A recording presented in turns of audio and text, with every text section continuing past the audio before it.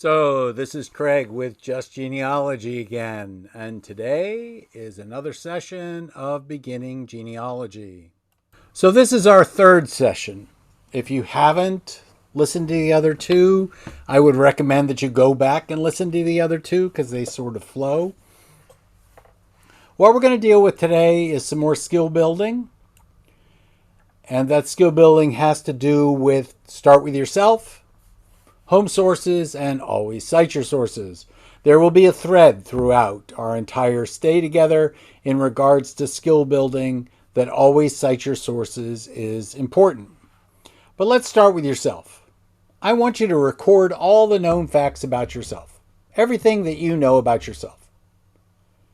And then I want you to go find the documents that prove what you know about yourself, substantiate what you know. In other words, you have a date of birth. Go find your date of birth. Are your parents on your birth certificate? Let's hope so. Maybe they're not. You graduated from high school? You have a high school diploma? Where is that at? You graduated from college? Where's your college diploma at? I bet you your college diploma might be hanging on the wall, but your high school diploma isn't. So, you want to record all the known facts you know about yourself. I would do that on just a piece of paper. I would take the vital records that are in that piece of paper, birth, marriage, hopefully not your death, and put it in a pedigree chart. An Anantafel is another name for that. And what we're going to actually do with this pedigree chart, which I'm not showing you a copy of because I want you to go and find one, is the bare minimum, the skeletal pieces of your genealogy. So you're going to start with you. You're going to be in the first position. Your father will be in the second position. Your mother will be in the third position. His father will be in the position above. Anyway, you'll see it on the chart. Then I want you to record all the known facts about your parents, which will be on the chart. Your brothers and sisters, uncles, aunts, nieces, nephews, and they won't be on the chart. And your grandparents, because they'll be on the chart. So see, we've already encountered a problem. So you want to record all the known facts about everybody that connects to your line, not just the people that you see on the piece of paper that are your line. Now that you've recorded all those known facts about those people on separate pieces of paper and this pedigree chart for when it's appropriate, you, parents, grandparents, you could create something called a family group sheet where a set of parents is at the top of the sheet and then a set of children is below them. See if you can find one of those two. I recommend that you go to the National Genealogical Society website. Hopefully you're already a member of that organization and download the available free things that are there. I think Ancestry also has free charts. Download those charts, take a look at them. If you can't figure out what they are, I can do a separate session on it, but I'm assuming that everybody knows what a pedigree chart looks like. Silly me. Now, with all those people, I want you to find the documents that substantiate what you know about them. Prove their date of birth. Prove their date of marriage. Prove with documents. Extend your pedigree back as far as you can with what you know and then prove it. Now, we haven't even started with we don't know, now prove it. We're just dealing with the things you know.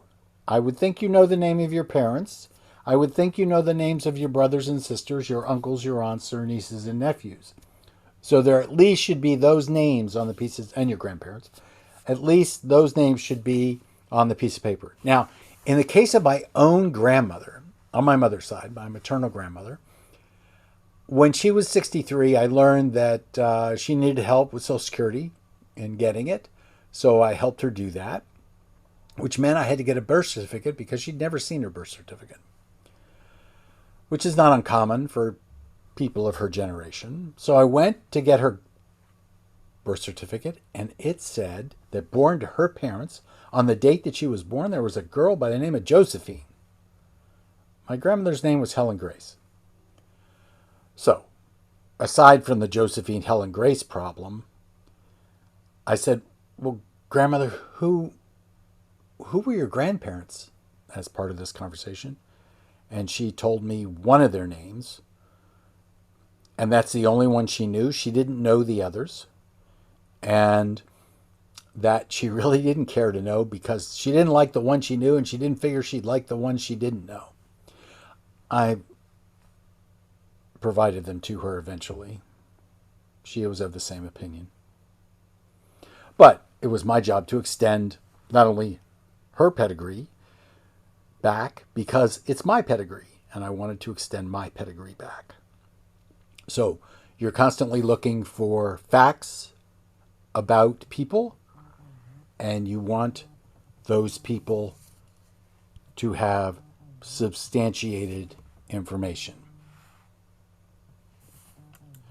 So you want to record all the known facts about yourself. Start at the beginning and go on till you must stop. Then at some point begin again. In the process of learning about yourself, did you learn anything about anyone else? Build on that. Always go from what you know. Find documentation for everything. Don't skip because you know. Pretend you don't know and have to convince a friend who happens to be a very good genealogist. Don't skip anything. Learn how to get stuff, or at least where to find it.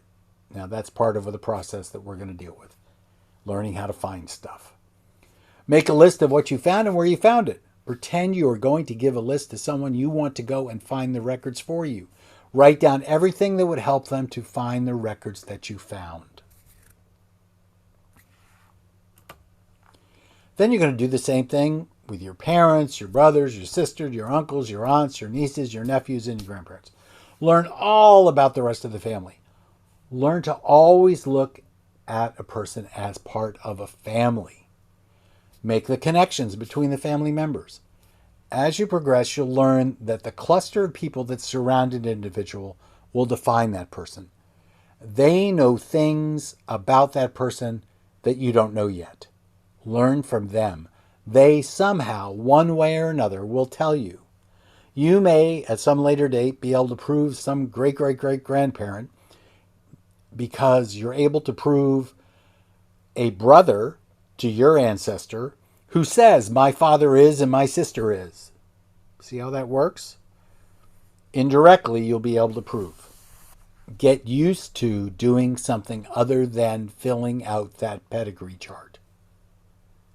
You want to know the cluster of the family because they will tell you things that you won't know because your side of the family didn't know it. Make sure that you find documents for everything. Don't skip because you know, pretend you don't know, and have to convince a friend who happens to be a very good genealogist. Learn how to get stuff, or at least where to find it. Make a list of what you found and where you found it. Pretend you are going to give the list to someone you want to go and find the records. Write down everything that would help them find the records that you found. Wait, do you have a sense of déjà vu? You should, because it doesn't matter whether it's you or any of your other relatives, the process is going to be the same.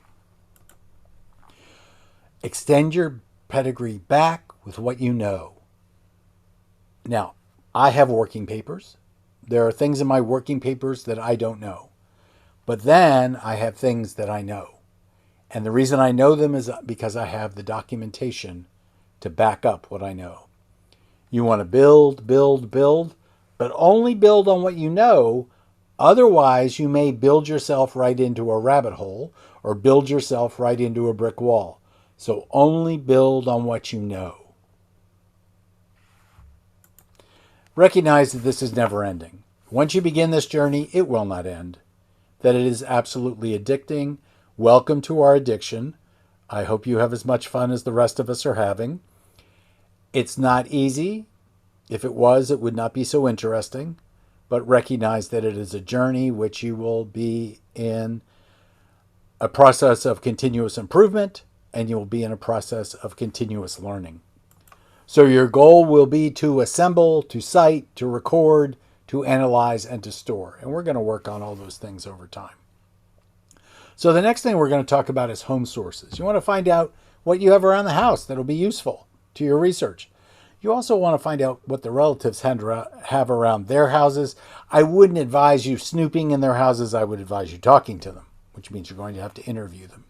So the kinds of things you're looking for are family Bibles, newspaper clippings, military things like medals, uniforms, honorable discharge papers, DD-214s, those kind of things, birth certificates, marriage certificates, death certificates, diaries and letters, scrapbooks, photographs, legal documents, family histories, and stuff they got on their trips,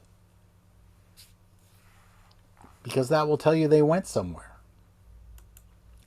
These are just some of the typical things to look for, but there is so much more. You want to look for heirlooms. You want to look for things like receipts, address books, especially address books, because they may have the addresses of your relatives in them. Birth announcements, Christmas cards. Some people save the envelopes with the addresses on them. Certificates and awards, funeral cards and books, school records, old watches. I like old watches. So we have a family heirloom in my family. This is at my parents' house. My grandfather told me this was a Civil War sword. It hung in his hallway from the time immemorial. I was there before I was born, I'm sure. It's one of the first things I saw as a little kid. That sword, which he would never take down off the wall to show me until I was an adult. Anyway, it's not a Civil War sword.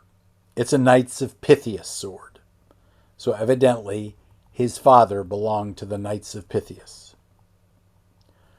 Now, that is a fraternal organization that was created after the Civil War, and it's likely at some point in time I will talk about it, but it's not a Union or a Confederate. In the case of my grandfather, it would have been a Confederate sword.